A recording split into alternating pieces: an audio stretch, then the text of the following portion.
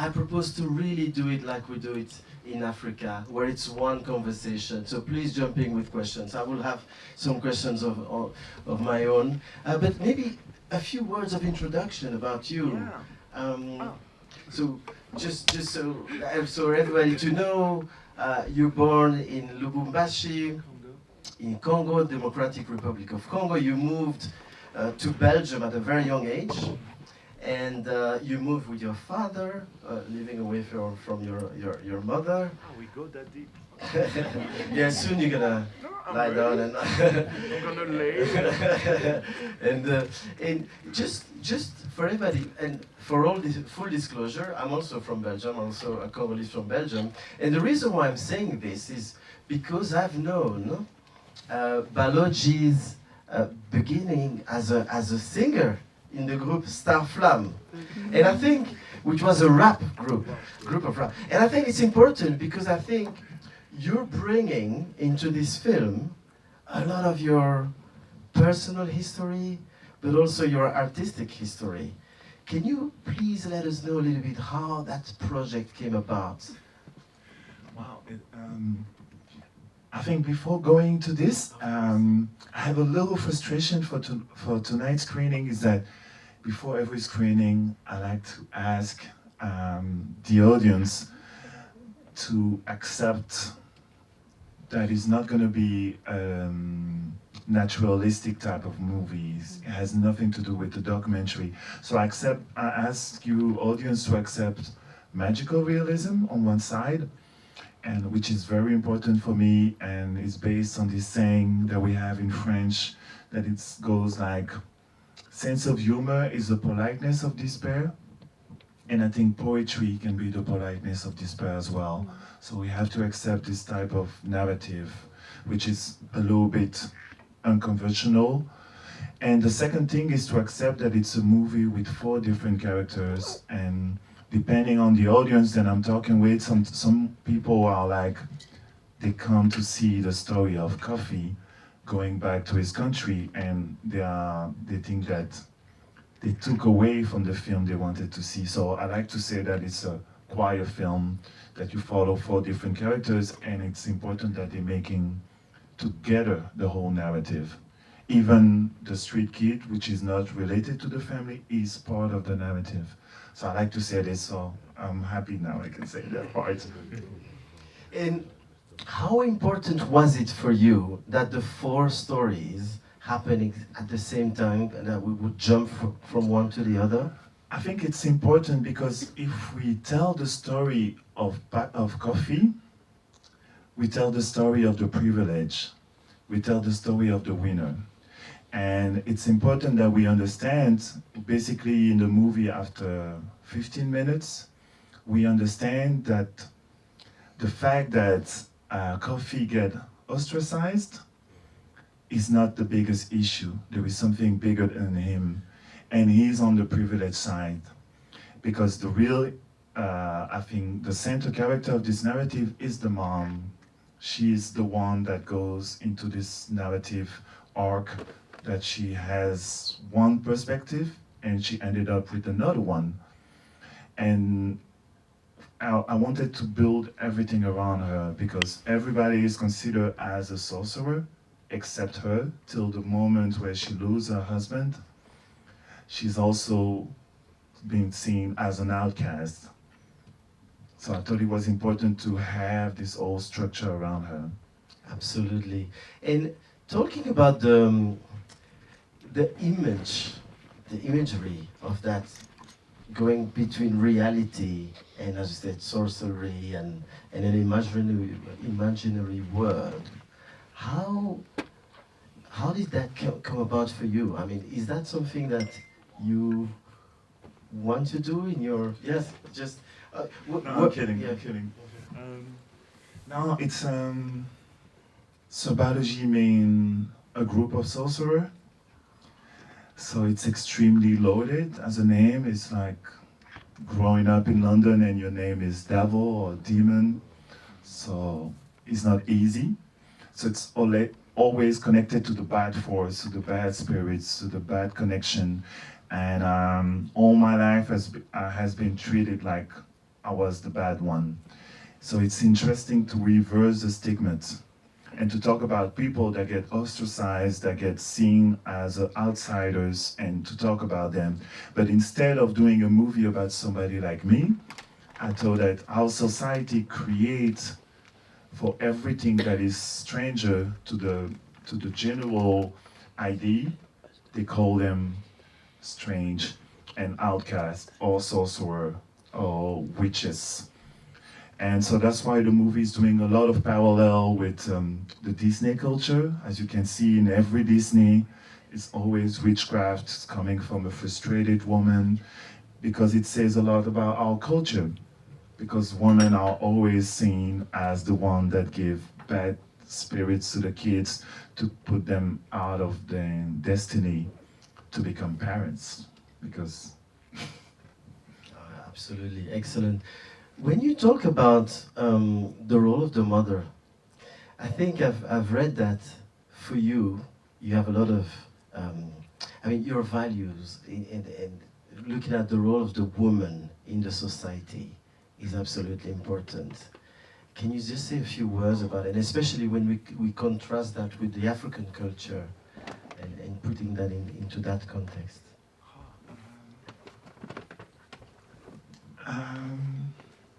There is a word in French we call héréditaire. How you translate that word in English? Heredity? Heredity, yeah.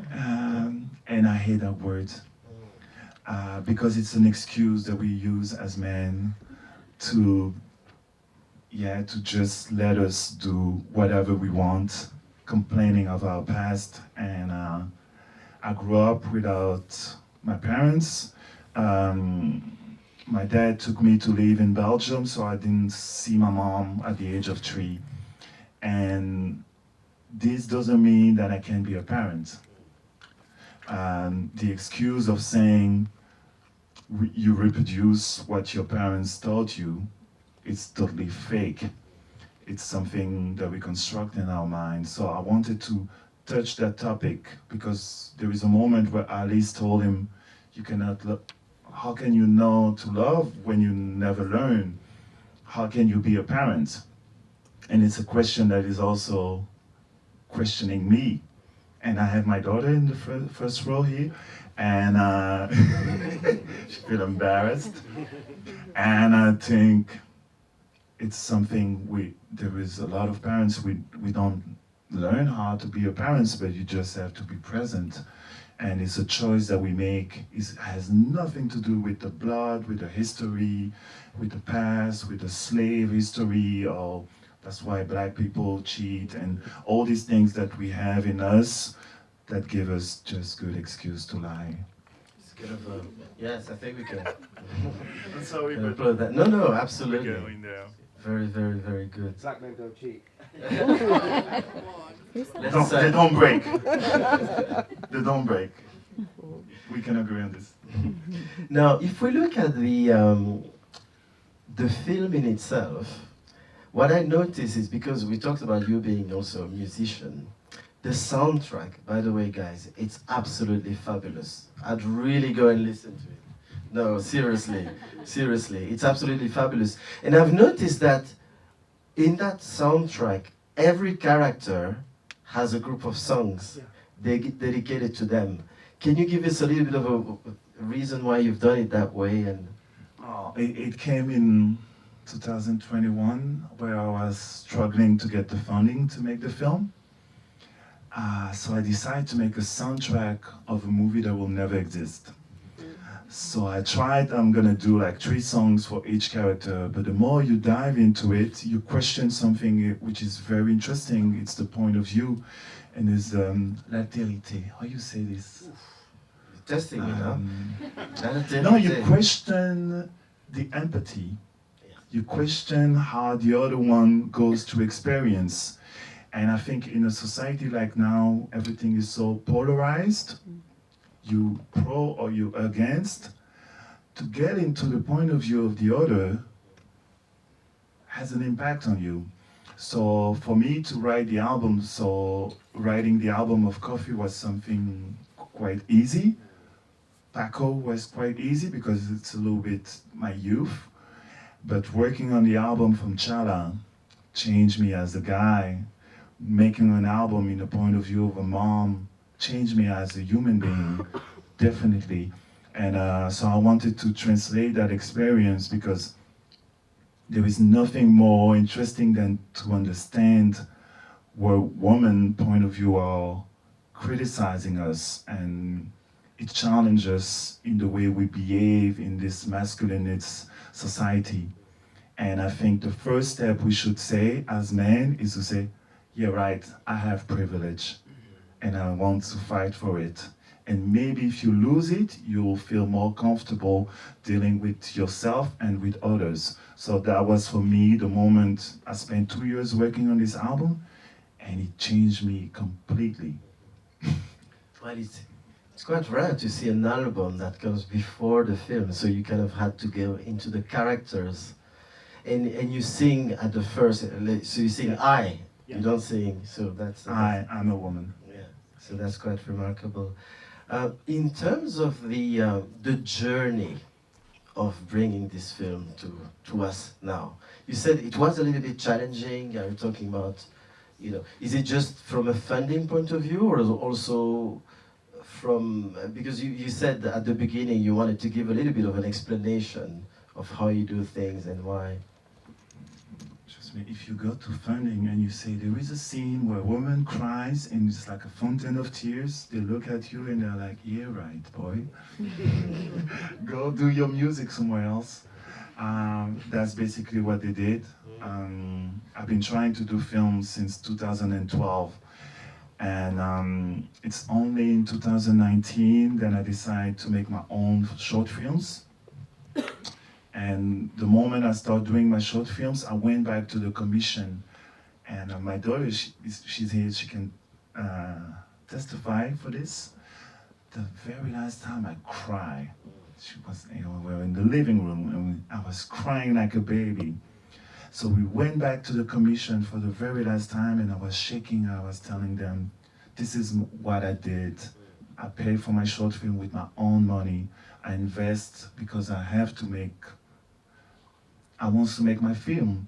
So please respect me that I don't come from film school. I don't come from being first assistant or DOP for 10, 15 years. I just self-taught. So you have to believe this, which is very difficult. It's a struggle. Absolutely well done. So it's time to open up to the room a little bit. Please feel free to ask questions. As we said, there are a lot of levels of questioning that we might have. You pass the mic? Oh, there's a mic at the back. Oh, please, a question at the front, please.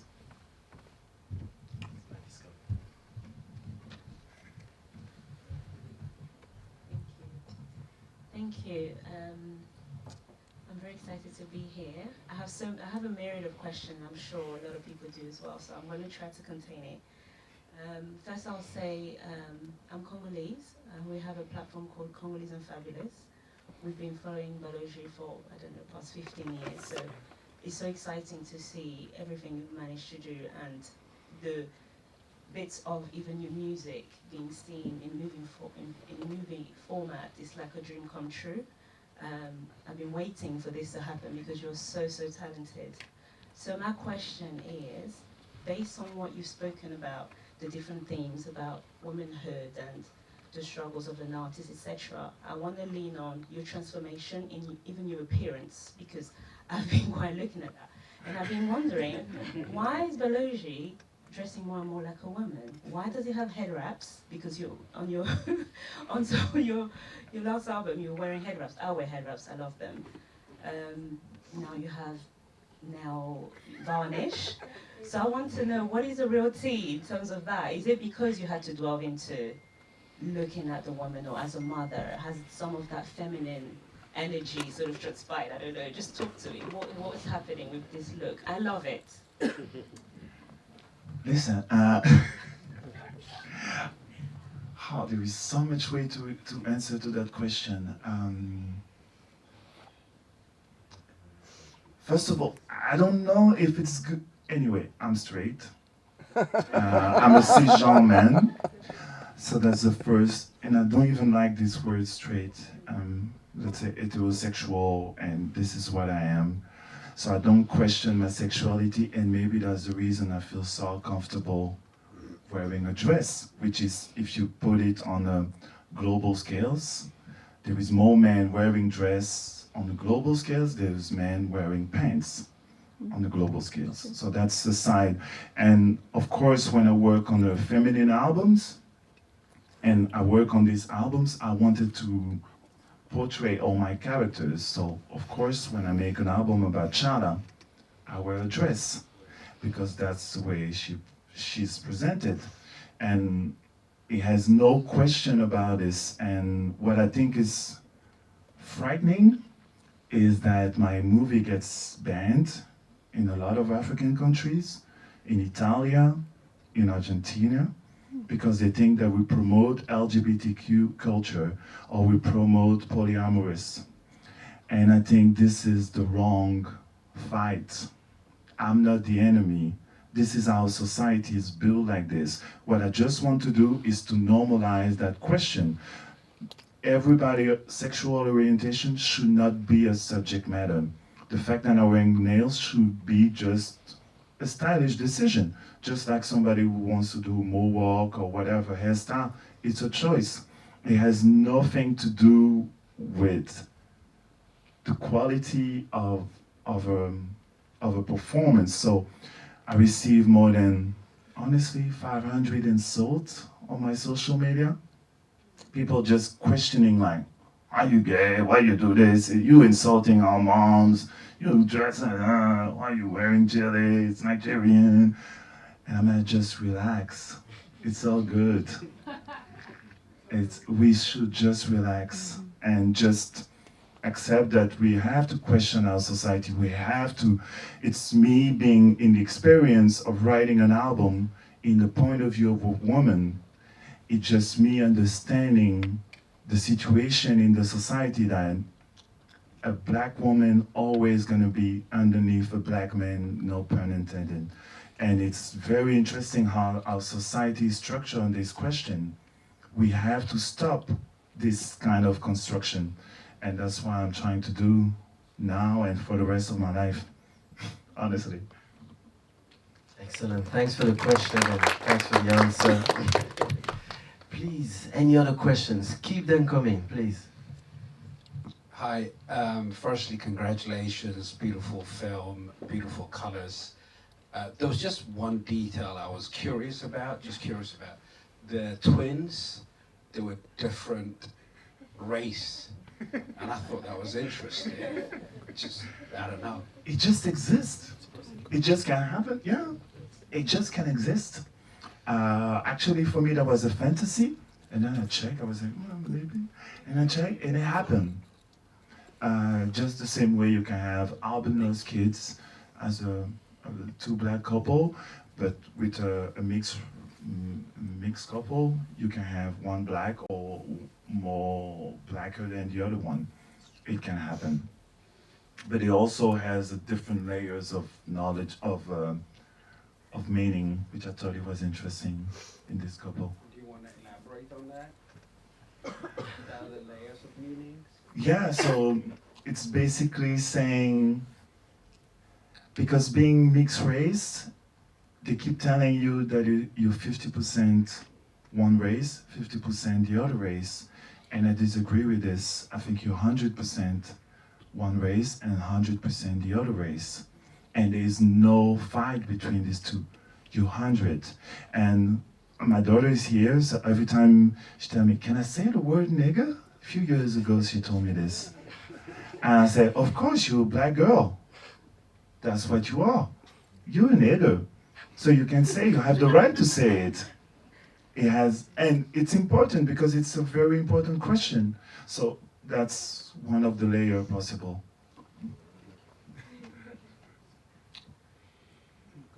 Question.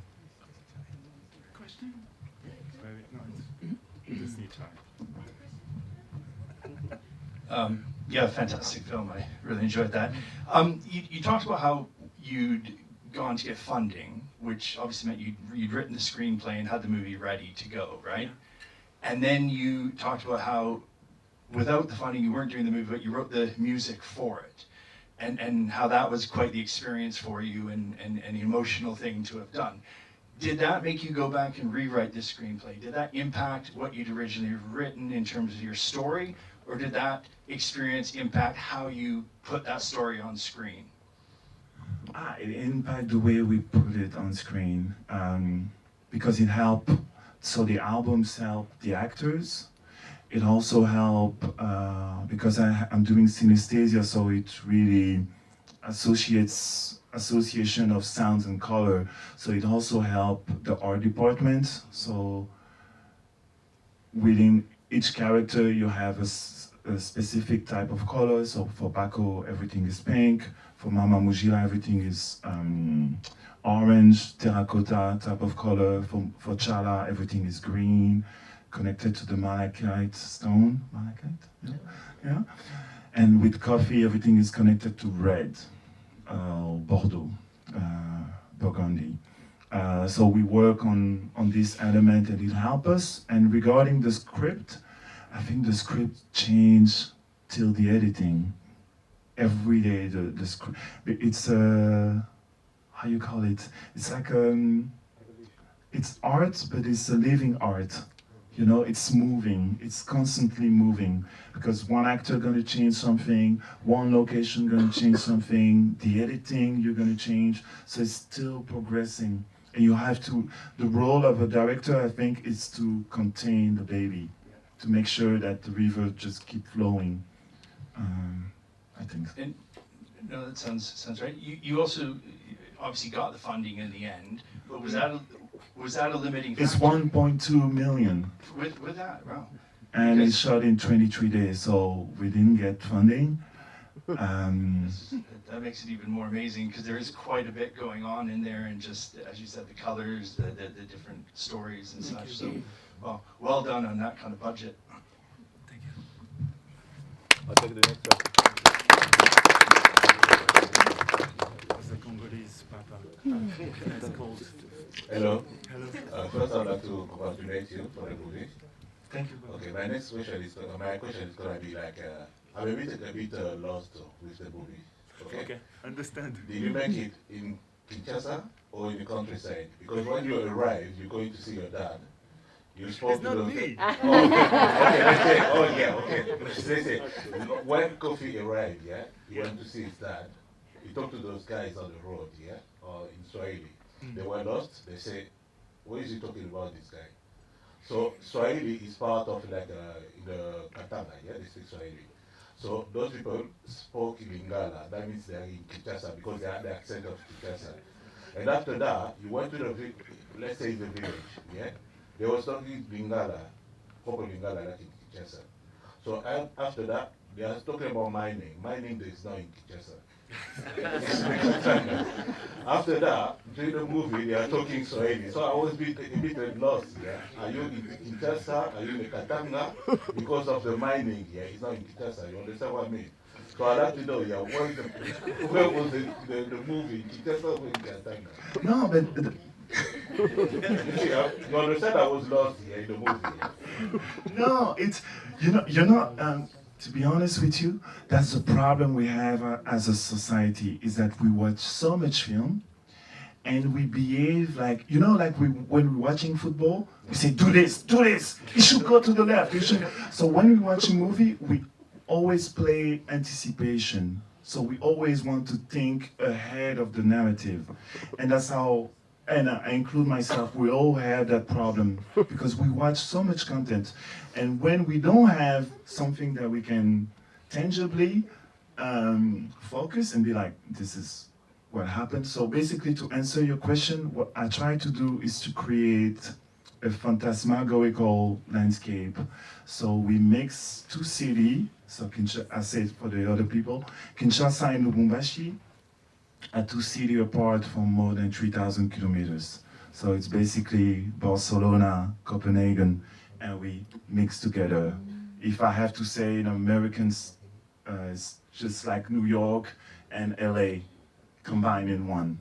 because Lubumbashi is a mine city, so everything is from the outside, and Kinshasa is a megapole, so there is like 50 million. So I mixed the two because for the last 60 years, we try to divide the country. So we try to make sure that there's no road, there is no train, there's a flight ticket that costs more than going to Europe to travel inside the country, because the east side, where I'm coming from, want to protect their wealth.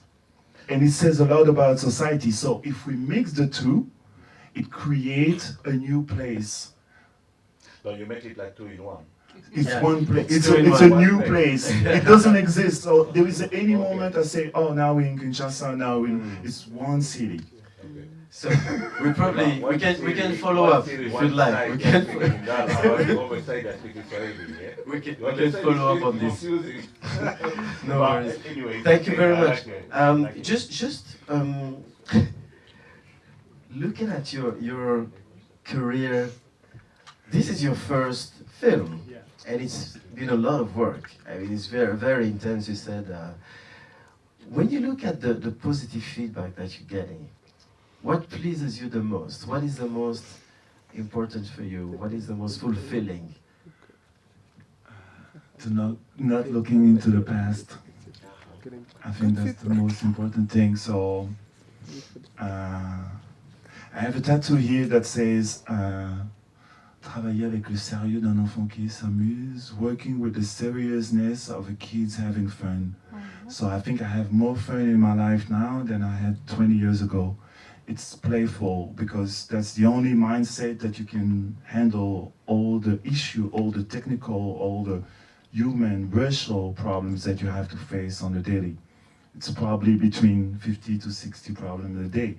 So it helps you to keep going, and we have to keep going. Excellent. How are we doing on time? We need to wrap it up. We need to wrap it up. She had a question. Maybe one last Last question. question. And you have to write it down. Okay, I've written it down. Yeah. Bonjour. So you have a new fan today. Thank you so much. That was really inspiring. Second generation Ethiopian also. I can tell. Oh, okay. Merci beaucoup. But like there was lots of parallels that I was quite a bit emotional, like the parents not opening up until something traumatic happens, the ladies who come to just cry for the funeral and then they leave. Afrofuturism. So my interest, you said this was your first film and you kind of self-taught. You got 1.2 million, which I think is a lot of money, but can you speak more about the process? How did you teach yourself? I really want to tell my dad's story. I'm not a writer, I'm a comedian. So You're a please, comedian? oui. So if you could just, yeah, in a nutshell, just teach me how you did that. Oh, I did the film. Oui.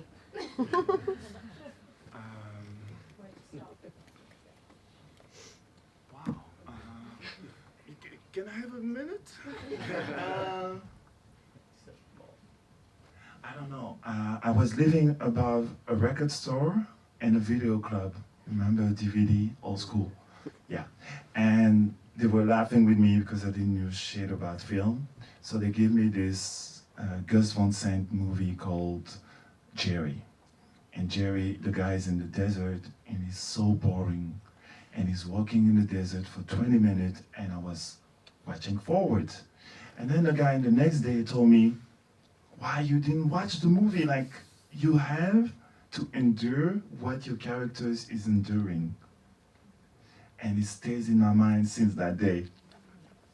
So we have to put the viewer in the perspective of our character.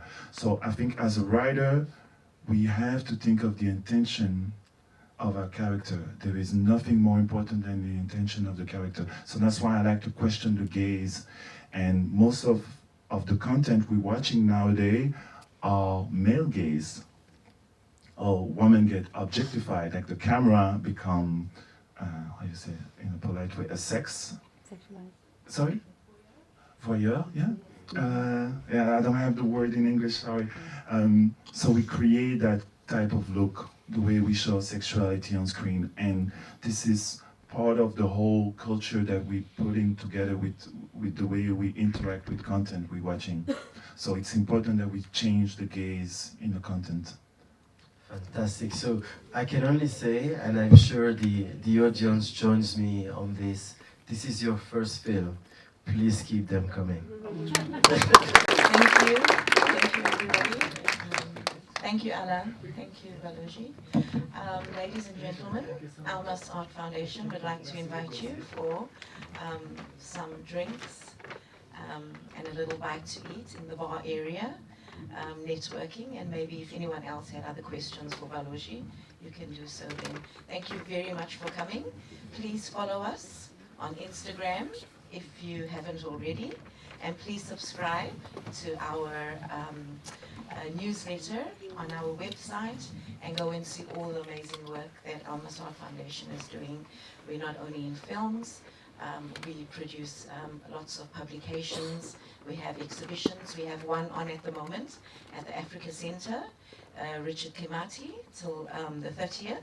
So I would ask you to please go. If you can't take a date, take a mate, and visit the exhibition at the Africa Center to support us. Thank you very much.